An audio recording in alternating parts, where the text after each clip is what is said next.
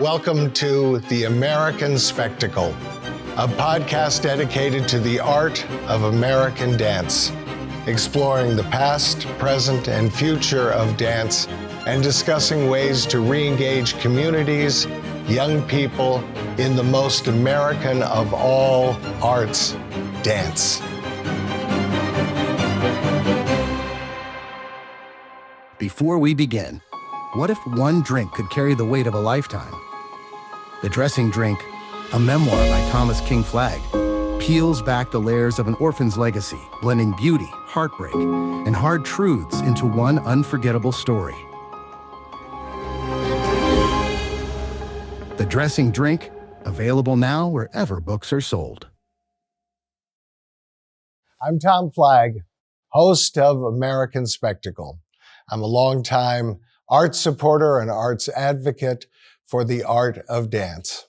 Today, I have the pleasure of introducing you to Ruthie Rosenfeld, the niece of Zachary Solov, one of the great American dance pioneers, and the Solov Foundation, which she has built and put together for the future so that we can all know about the past to live the future. Hello, Ruthie. Hello, Tommy Flagg. It's so nice to see you, and thank you so much for joining us. My pleasure. So when we began this process, you were the first person I thought about because Zach had so much influence on my life, and there's no one that holds the memory of him and the specifics to him as you do. But tell us a little about your relationship with Zach. They could go on for a long time. Well, doing this with you has brought up a lot of memories, as I mentioned. Because growing up with Uncle Zach as an influence in my life, he was a very strong flavor, as you know. He had an enormous presence in my life. No one else, except for his mother, who was the deaf queen of the house. She influenced me as well, but he picked up her vibrant personality and expressive movements in the way she spoke. And the influence in my life, well, I mean, when he was at the Met, I was born. So this is 1952. And his influence was like, we would see him maybe, when he was not on tour or in Philadelphia or in New York, he would come to Philadelphia, plant a garden wherever we were, make sure his parents were okay, and make sure that I was, turning out to be a lovely little puppet for him. So he would buy me little tiny tutus for me to take ballet class, and I remember he put me in a class with his dear friend, Ronnie Arnold. And I looked up Ronnie Arnold as well.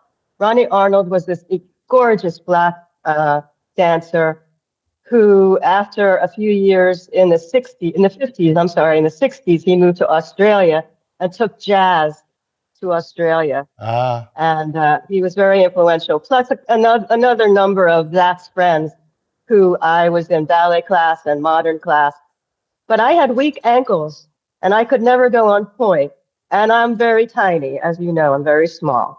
But I was still his puppet. So every time he would come home, my home, to Philadelphia, he would entertain the family with me taking orders from him and him, like, making me do things, not just dance, really. No, and I loved it. I loved it. And making him laugh and making my grandmother laugh was kind of my job. So that influenced me for many years.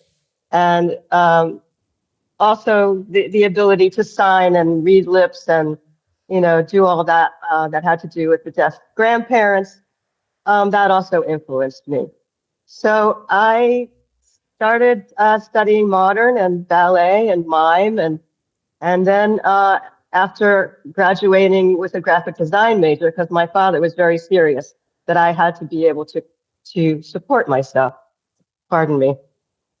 I had to support myself. And so with the talents that I had, I went to Carnegie Mellon and I graduated and got a job right away in television. So that was the way I was steered. But I had to be moving. I didn't like being sedentary, and design and graphic design are very, very sedentary jobs. Yes. So when I moved to New York in 1976, I looked for a mime class so that I could get up out of the chair, push away from the desk. And I studied with Claude Kipnis. And Claude Kipnis, as it turns out, he was a Marceau trained, and it was a fabulous, fabulous teacher. And he saw my talent and asked me to audition for a company. And at that audition, I met my husband, Edmund, who was a ballet dancer, and we became a duet. So that was the beginning of my mime career. But the thing that Zach did, Claude Kipnis was on the same tour. What's the impresario? You know, the impresario that had all the acts. You know who I'm talking about? Saul Hurok. Saul Hurok, yes, of course. On the Saul Hurok list of fabulous dance companies and performers that he would bring to the United States, Claude Kipnis was in the same category. So Zach knew him. And one day I'm in my class and we're doing our floor warm-ups and everything. And this had never happened to me before. I could never imagine. Zach walks into my class. You can't imagine what a shock this was. So he very quietly sat down, very serious, and I tried not to look at him. And afterwards, he took me out and he gave me some pointers and gave me some encouragement. And that was everything to me. Sure. So, and then, you know, the rest is history with you guys and Saratoga and, you know, just performing with you at the Pier Hotel and up in Saratoga in the park. And just, it was kind of a joy. It was a joy. Well, I'll never forget the first time that I really met him, excuse me, was at a cocktail party. And he was very flamboyant, to put it mildly. And he walked up to me and said, "And who are you?" And I said, I'm Tom Flagg, and, you know, I do a little of this and a little of that. And he said, "Well, I'm a choreographer. I'm a dancer." And I said, "Oh, my father was a dancer too." And he said, "Oh, what was your father's name?" And I said, "Jack Good." And he went, Jack! And that was the moment. And from then on, he became my dance father. He took over my father because my father died when I was very young. So he regaled me with stories, and he just brought so much magic. But besides that personal interaction, his value in the dance world, in American dance spectacle, was unparalleled, really, in the world. I mean, what he did with the Met. But I always love the story he told, and I'm sure you'll know about the Roxyettes, and how he said, well, they'd have 8-foot wooden balls, they'd get on top of them, and then they'd maneuver the balls around the stage. We've all heard of the Rockettes, but no one's ever heard of the Roxyettes. But spectacle after spectacle. I'm sure you have some stories from that. Well, where Zach started in Philadelphia, how he became a dancer, is a great story. And I think that history needs to connect, because he studied with the Littlefield Ballet, and Catherine Littlefield and Dorothy Littlefield. Catherine Littlefield choreographed big spectacles. Big spectacles. She was the choreographer that did ice shows and horse shows, and Zach learned from this family. He was taken in at a very young age, and he had to start with 5 years of bar training, very, very strict. They came from Europe. They brought the entire ballet of Sleeping Beauty to Philadelphia, and they were the Littlefield Ballet.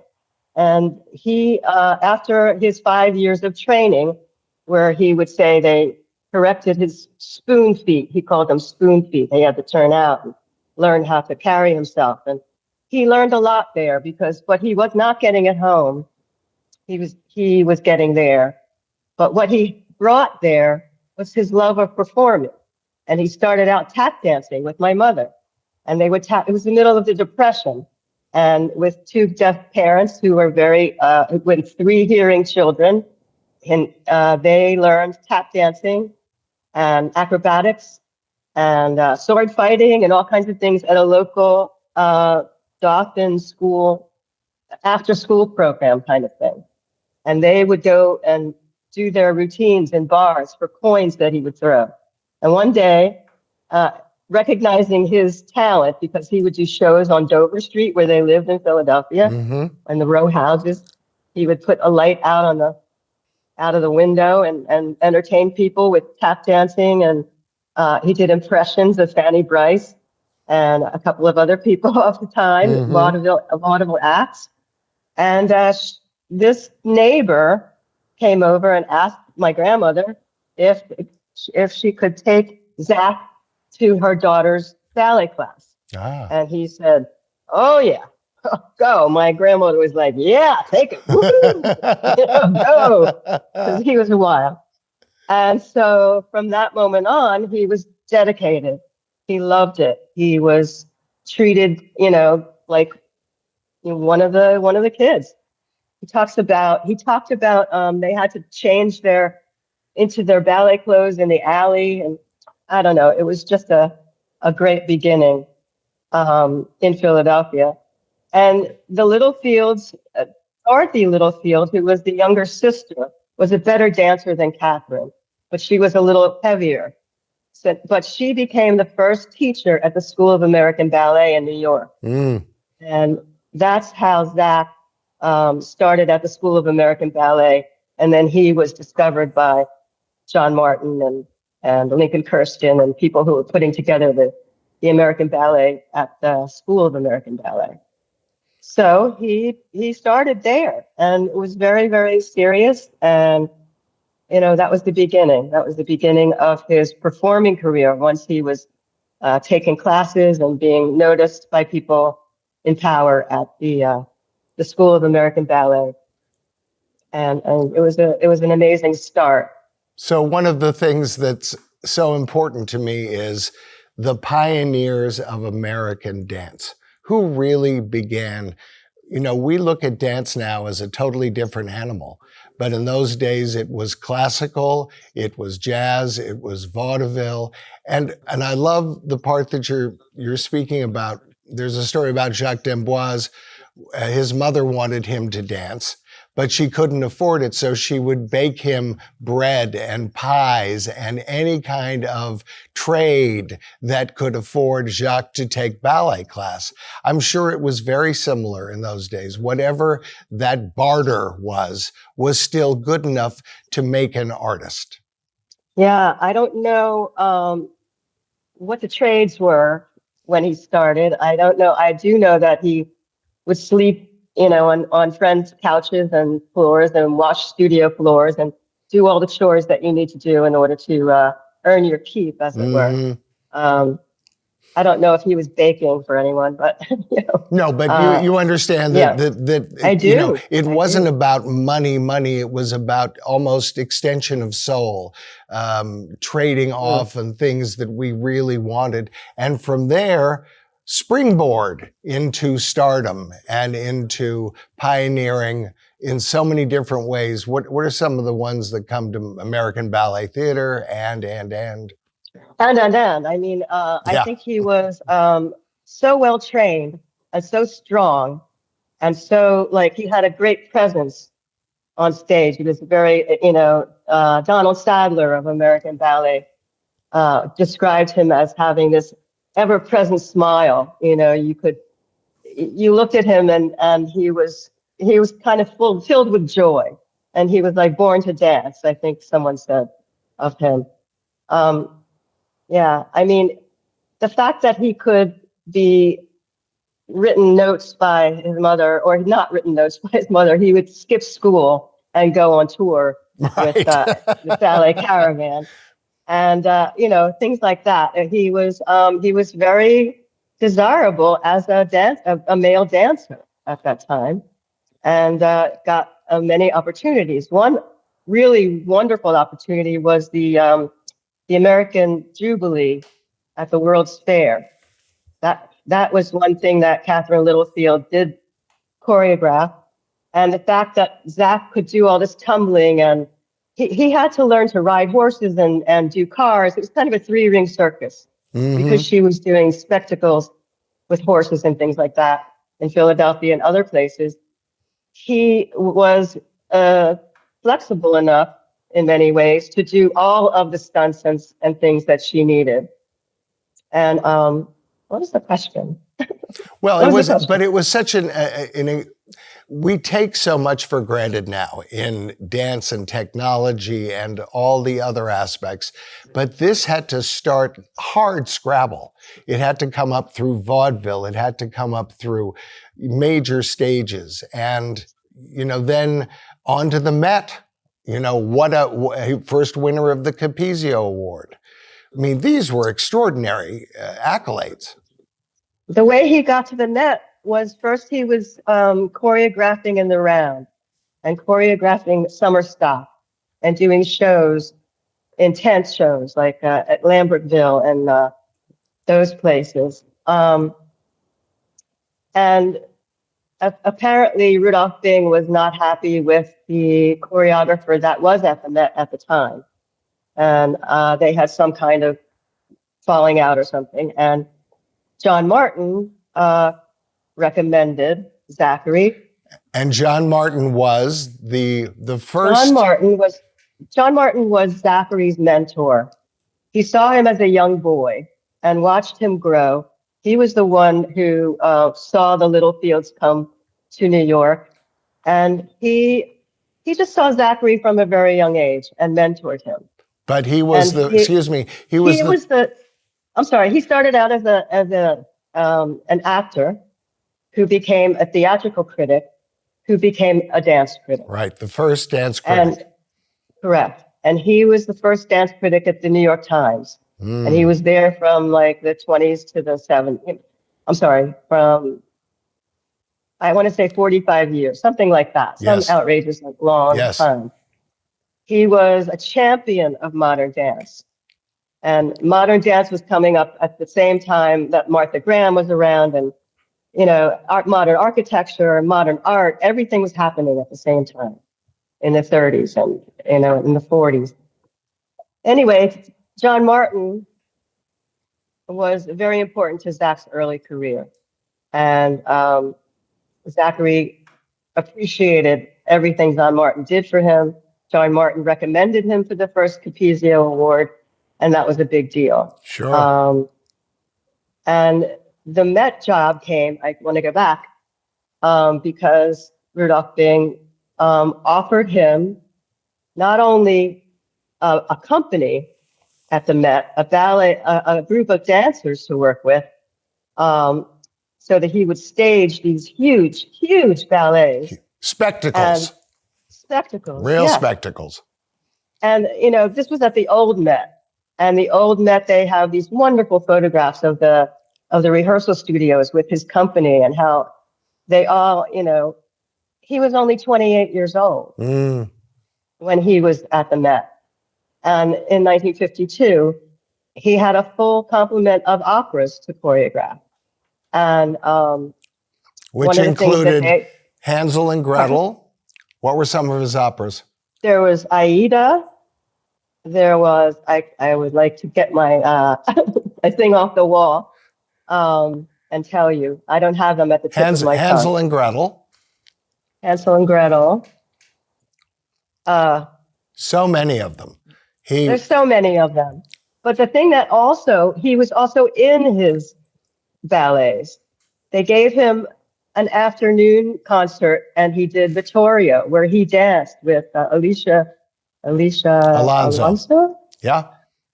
And so his ballet chops were still, primo. And the fact that he was allowed to dance. I remember going to see Aida when I was a child. And then late after his death, I don't know if I told you this, after his death, I met one of his dancers who had danced with his old Aida choreography and was part of a new production that they had of Aida. And she was like, didn't compare. His ballets were so sexy, so visceral, so big, so powerful, because that's who he was. That's right. Yeah. And he just had that power to bring it out of his dancers. He was very, very strict. But he was also, yeah, go ahead. So he was the apex of American dance, not only to mention what he then also did with the troops, what he did when he danced with Honey Coles, Me and My Shadow. So there was this incredible diversification of dance, but the Met probably was his pinnacle, where he became such an important part of American dance history that really, only you're keeping his memory alive. And I don't know if you're sharing with Jerome Robbins' library or if there's, but that was our goal. I mean, the only remnant of the Zachary Solov Foundation, which never took in any donations or anything except one grant that we got, a very small grant, to catalog all of his collection, all of John Martin's incredibly large collection, which lived dormant in his house in Saratoga for years until after his death. We inherited all this stuff, my mother did, and it was like, oh my God, what are we going to do with this? We can't just... I saw the boxes and boxes and boxes of photographs of dancers and acts, and everybody from Buddy Ebsen, yes, to all these dancers from India, around the world, all the Sal Hirok acts that John Martin would write criticism of for the New York Times. Mm-hmm. And John Martin's scrapbooks, which were very important.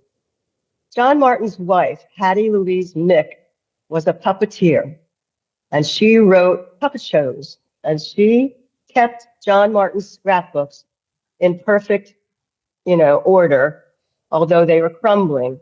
So we had them restored and scanned and donated to the library. Okay. We did that.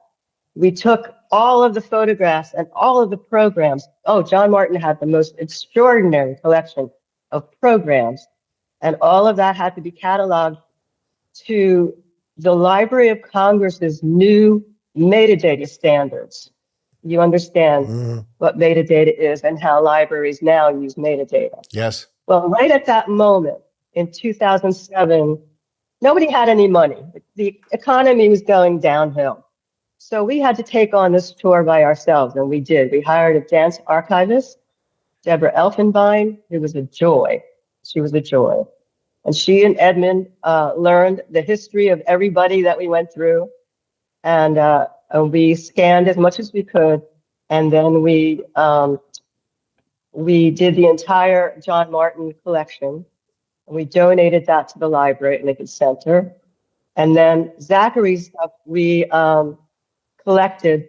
We didn't catalog because it was not within our power to do that. Yes. And I say that because my mother, Sylvia, his sister, I remember, we had to bring her here to live, because she was going downhill. And so before we did that, we made sure everything was safely stored at the library at Lincoln Center. And they took over archiving all of Zachary's collection. So everything is there. Everything is at the library. That's amazing. And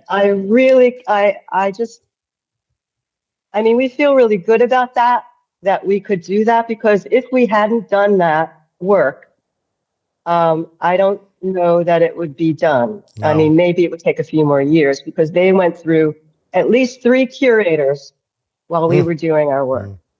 So And there's a lot of stories that I want. No, but I think what's so important is your devotion and your understanding. It's a practical understanding. You saw Zach, you knew Zach, but there was this whole world that he literally built up to the American spectacle that's so important to me. And I can't tell you how much I appreciate you taking the time to share this, because we don't need to lose any more of our dance history. We need to gain it to know where it's going. We need to know where it's been. So I so appreciate your time today. Thank you so much, Ruthie. It's so great seeing you. You're welcome. Thank you. All right. God bless you. Bye-bye. Bye, Tom. If you enjoyed today's episode, please join us for upcoming podcasts, where we'll speak to some of the most consequential voices in the dance world. For more information, you can go to my website, thomaskflagg.com. In addition, you can find me on all social media platforms. If you want to learn more about me and my unique journey, please check out my book, The Dressing Drink. It chronicles my early life and efforts to better understand my parents, both entertainers in their own right. I'm Thomas Flagg, and thank you for joining us today.